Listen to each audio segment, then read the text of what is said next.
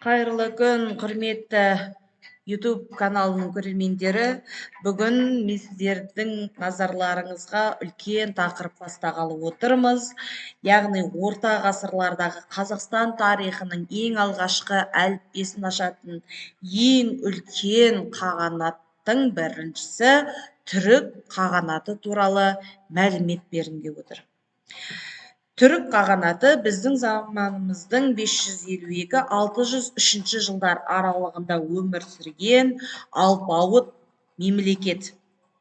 Жалпы түрік қағанатының атауы түркі сөздері 6 ғасырдың орта кезеңінен бастап кездесе бастайды.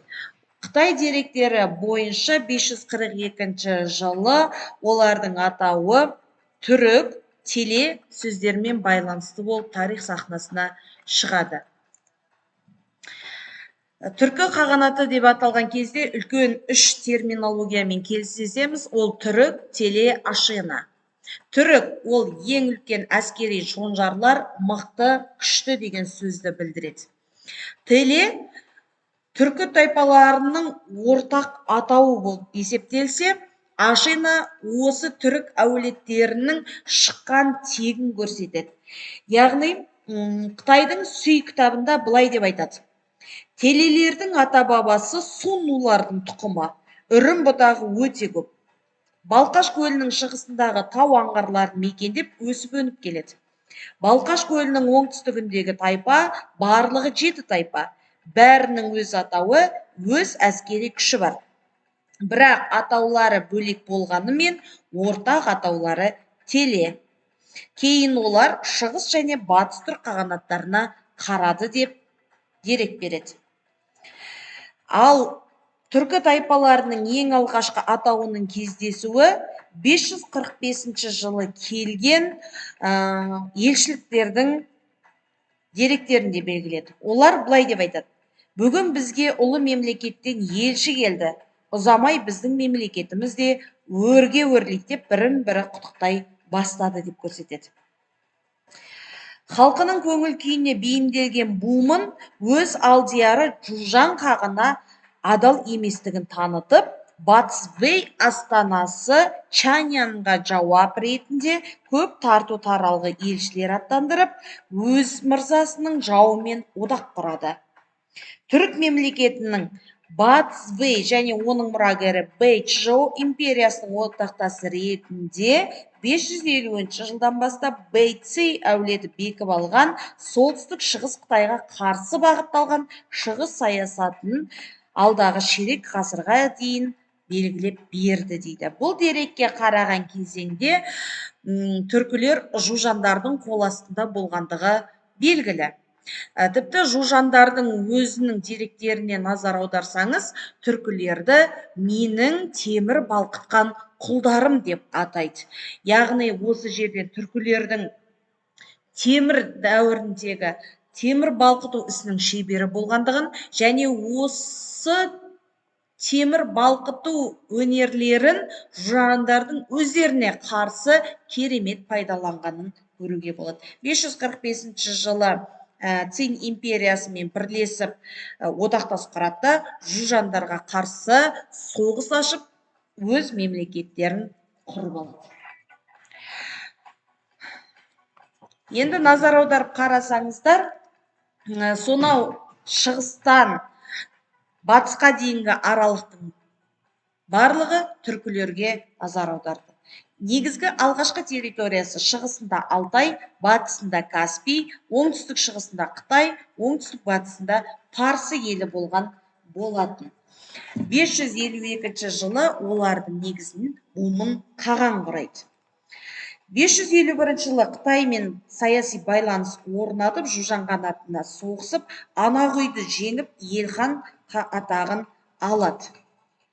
Түрік қолбасшысы Бумын Анағұйға тиісудің талай жолын іздеп, ең соңында жәбірленуші ретінде Жужан қағанымен ешбір келісімге келуге болмайды деп шешіп, оның шайқасудың сәтін күтеді деп Қытай деректерінде көрсетеді.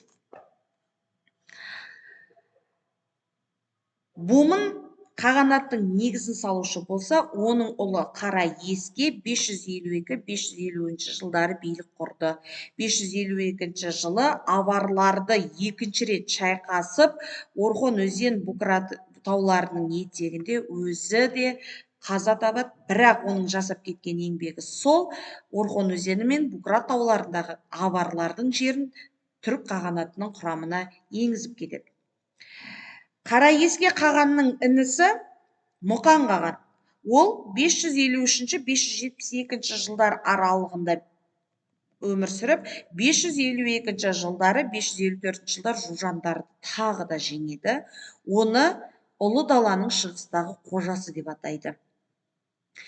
Мұқан қағанның тұсында түрік қағанатының территориясы солтүстігінде Саян тауына, шығысында Сары өзеніне дейінгі қидан Оғыз татар тайпаларын бағындырып өтеді.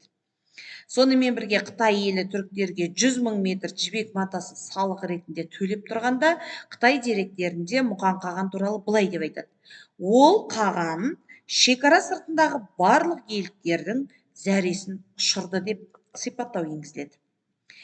Бумын қағанның інісі 554-576 жылдар өмір сүрген Иштеме қаған, ол өзінің иелігінде 10 төмен қол болды, батыс түріктердің 10 қолбасшысы деп аталды. Иштеме қағанды 10 тайпа қағаны деп те атайды, өйткені ол биліктің шығысында да, батысында да жүргізіп отырды.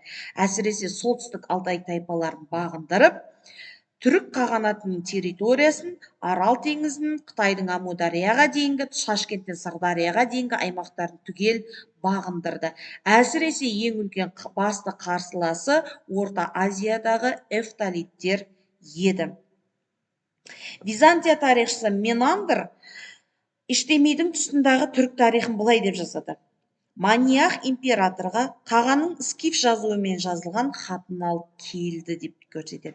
Сонымен бірге 568-569 жылдары Земарх елшілігі Византия мен Батыс түрік қағанаты сауда қатынасын орнатып, Ұлы Жібек жолы бойында дамытты.